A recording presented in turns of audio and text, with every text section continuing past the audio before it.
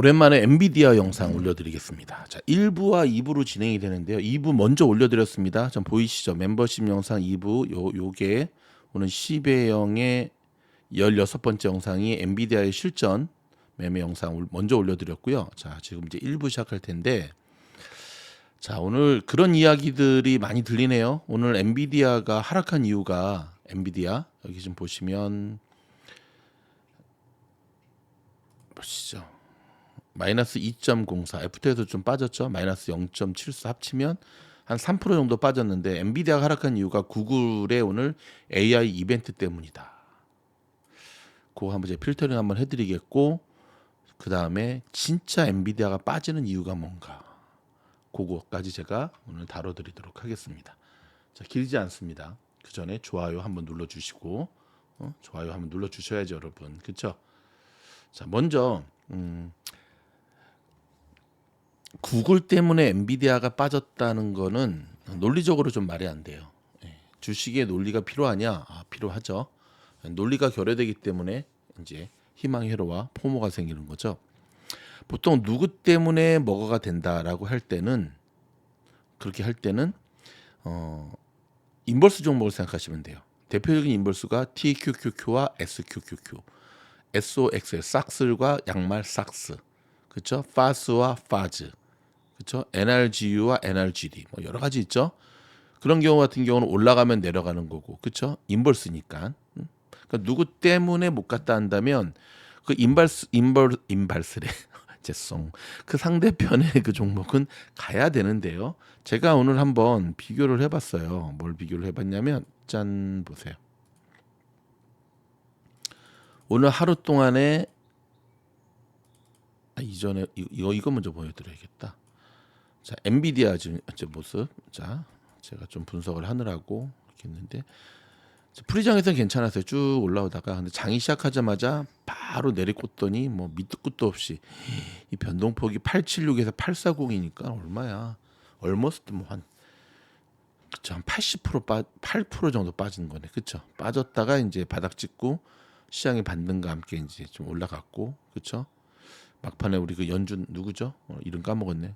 그분이 한마디 하는 바람에 시장이, 그 사람 때문에 간 건 아닌데 아무튼 갔다고 하니까, 뭐 또 김현수 기자 갔다고 하니까 뭐 하고. 자, 이 빠진 게 요때 그러면 이제 구글을 한번 볼까요?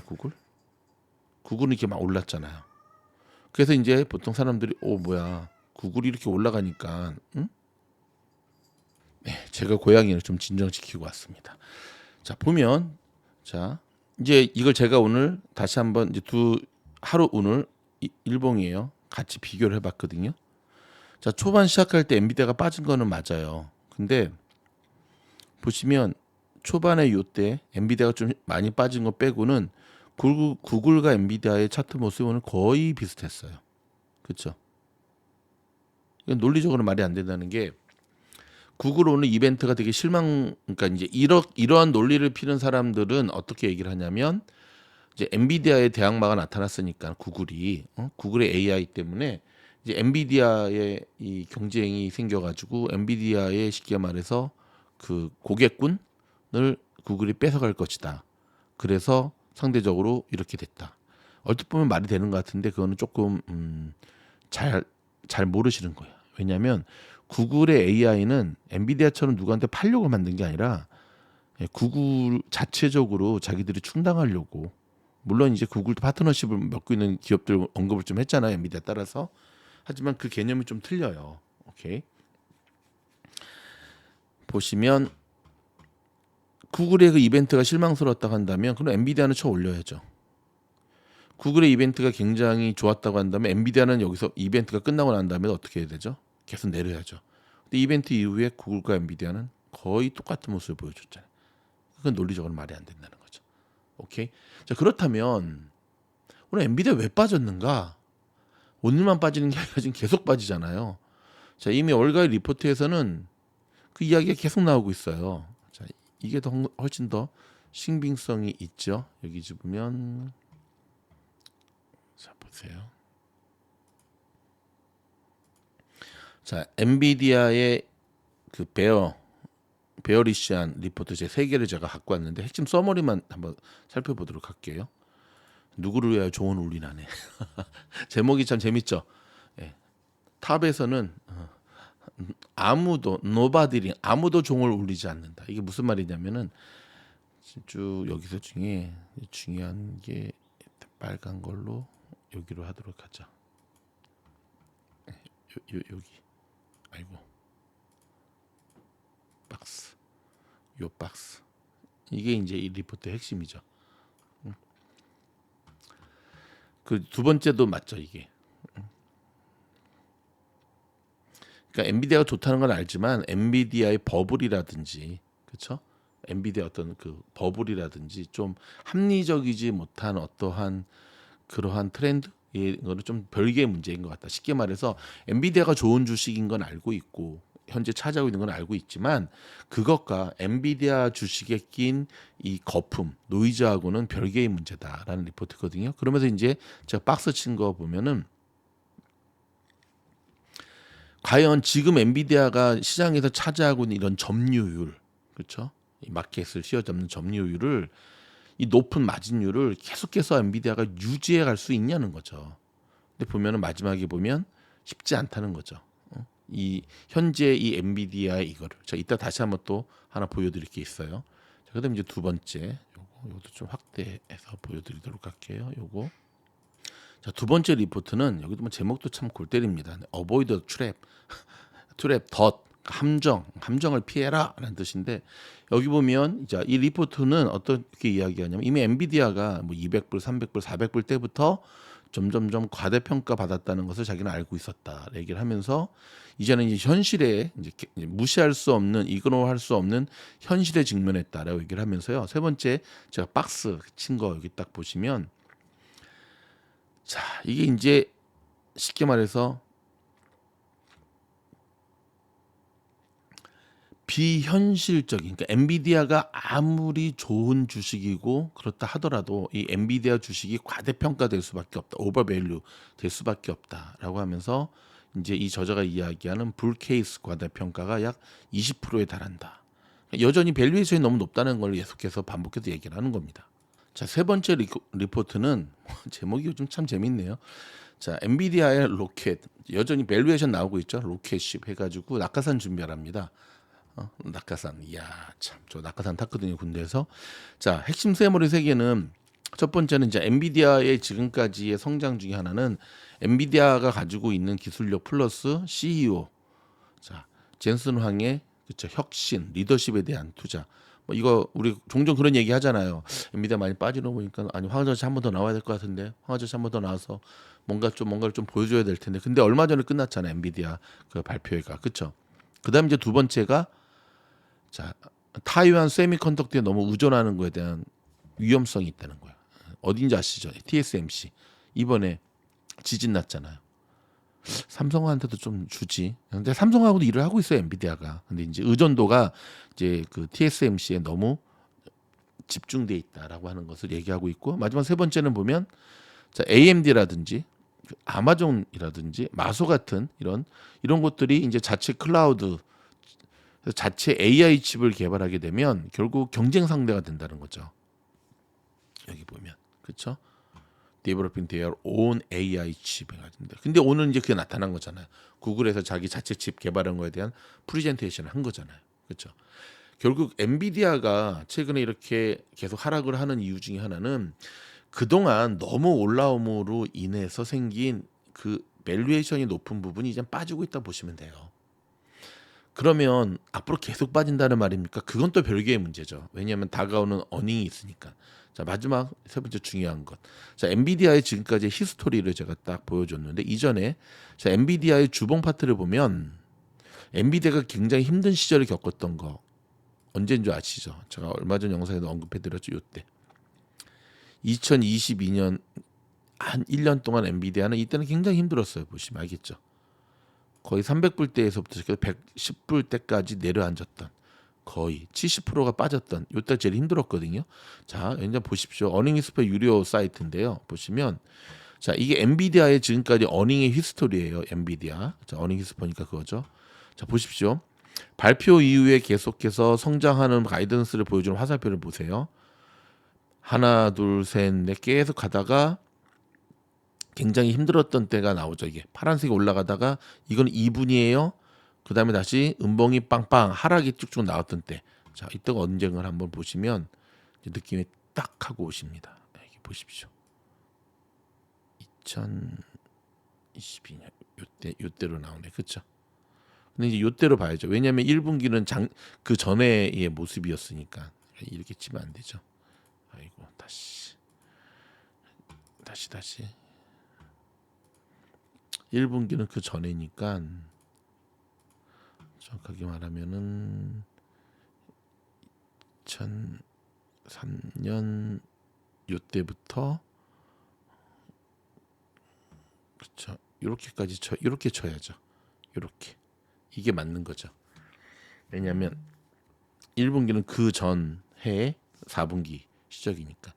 이때 보면 여러분 보세요. 그레이드 자체도 C, D-F도 나왔습니다. 와, 유일하게 F 나왔네 이때. 이때도 있긴 있었는데 2020년. 이때는 코로나 때니까. 근데 C, D-F, C고 무엇보다 여기를 보세요. 다른 거 보지 마시고. 여기를 보면 그쵸. 하락 2분 1년 내내 그랬거든요. 이때 제가 좀 전에 보여드렸죠. 엔비디아의 주가가 제일 힘들 때였다고. 자, 그동안 히스토리를 딱 보면 이제 퀀트 투자 과정을 이제 적용을 해보면 자, 엔비디아가 자 하나 둘 셋 넷 다섯 급성장하던 때가 있었죠. 이때 2019년 20년 이때 하나 둘 셋 넷 다섯 여섯 이때 막 6번 나오고 2분 한 번 나오고 2번 나오고 그 다음에 띵 나오고 6번이 맥시멈이었고 그 다음에 4번 그 다음에 그 이후로 현재 자 보세요 4번이 나오고 있어요. 이렇게 4번. 제가 이 얘기를 왜 하는지 아세요, 여러분? 그 전에 보면 하나 둘 셋 넷 5번 5번 실적이 어닝이에요. 어닝 나오고 난 다음에 이때도 밑으로 빵빵 3번 두드려 맞고 2분으로 빵빵빵 3번 6번 이렇게 했거든요.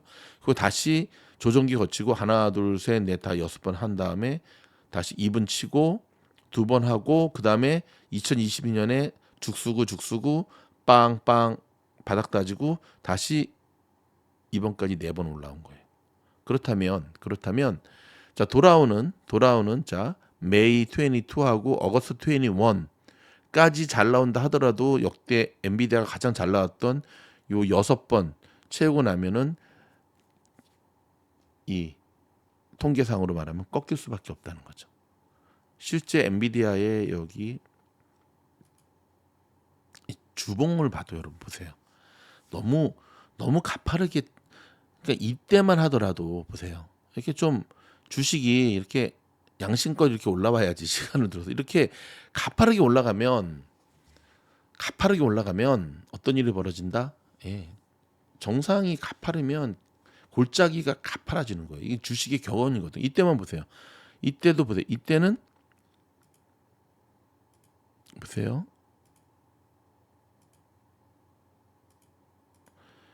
이렇게 가파르게 올라갔으니까 각도를 보세요. 각도 앵글을 이렇게 거의 비슷하죠. 엔비디아 이게 참 비슷해요. 그리고 이때도 쭉 이렇게 올라가니까 완만하게 올라가니까 조정을 쭉 받고 에너지 모으는 거라 그랬죠. 근데 너무 이때 가파르게 올라갔다는 거지. 이게 가파르게 올라가면 가파르게 빠진다는 거 이렇게. 물론 어디까지 빠질지 이거는 모르죠. 이거는 모르지만 지금 가파르게 지금 이렇게 이제 한 달 남았습니다. 그렇죠? 다음 어닝 핵심은 이거예요. 엔비디아 실적이 당연히 잘 나오는 거 아닙니까? 아니요. 그렇게 보시면 안 돼요. 벌써 엔비디아의 주문을 취소하는 일들이 조금씩 생겨나고 있다라는 리포트도 나오고 있고요. 무엇보다도 엔비디아의 실적이 중요한 게 아니라 뭐가 중요하다? 엔비디아에 대한 이 기대치가 너무 높아진 게 문제예요. 이 컨센서스가 높아지면 그걸 어떻게 채워? 좀 컨센서스가 낮아져야지, 그렇죠? 올라가죠. 그러니까 지금 엔비디아가 과연 엔비디아를 향한 기대치가 이렇게 높아졌는데 그 높아진 거 안에는 제가 좀 전에 보여드렸던 리포트에 버블과 이런 것들이 껴져 있거든요. 과연 이거를 계속해서 만족시킬 수 있냐는 거죠. 그건 불가능한 거거든요. 결국 지금 엔비디아의 최근에 이런 모습이 그 버블이 꺼진 어찌 보면 되게 긍정적 모습이죠. 제대로 가기 위한. 정말 제대로 가기 위해서는 버블이 거품이 깨지고 실적이 계속 들어와주는 그런 그 선순환 구조가 되어야 되잖아요. 근데 이제 냉정히 말하면 테슬라도 그랬죠. 전기차 유일한 독점이 테슬라였는데 그때 이미 벌써 한 4년 전이에요. 이제 경쟁 업체들이 전기차를 만들게 되면 뭐 벤츠, 포르쉐, 뭐 BMW, 테슬라도 힘들어질 거다. 근데 그게 현실화 지금 되고 있잖아요. 그렇죠? 이제는 뭐 BYD, 뭐 중국 전기차부터 시작해서 엔비디아도 결국 그 과정을 거칠 건데 저는 여기서 이제 본 게임이 시작된다고 봐요. 무슨 말이냐? 엔비디아는 절대 이 분야의 절대 강자의 지위를 놓쳐버리지는 않을 거예요. 왜냐하면 엔비디아가 갖고 있는 그 엄청난 자산, 경쟁력, 기술력 그리고 아무튼 뭐 자체 그 개발자들의 그 엄청난 데이터들 그거는 뭐 새로 출발한 이들이 가질 수 없는 거죠. 그러니까 오늘 구글의 AI 컨퍼런스를 봐도 좀 엔비디아하고는 조금 다른 자체 충당을 위한 그런 포커스에 많이 맞춰져 있는 걸 보게 되잖아요. 무슨 말 하려고 그랬죠? 아, 예. 그래서 엔비디아가 아무리 좋은 주식이라 하더라도 이제 경쟁사들이 생겨서 그거는 당연한 겁니다. 엔비디아한테 그 비싼 돈을 주고 사느니 그 돈으로 자체 칩을 계속 개발하는 게 장기적인 관점에서도 훨씬 나은 거잖아요. 애플이 M1, M2, M3 맞나요? M3까지 나왔나요? CPU를 개발해서 쓰고 있는 것처럼 이렇게 보시면 되고요. 자, 그럼 효과적인 엔비디아의 실제적인 트레이딩은 어떻게 해야 되는가? 바로 2부 순서에서 진행하겠습니다. 고맙습니다. 여러분 저희 영상이 도움이 된다면 좋아요, 구독, 알림 눌러주시고요. 지금도 변함없이 많은 분들이 우주여행에 가입해 주셔서 정말 감사드립니다. 열심히 하겠습니다.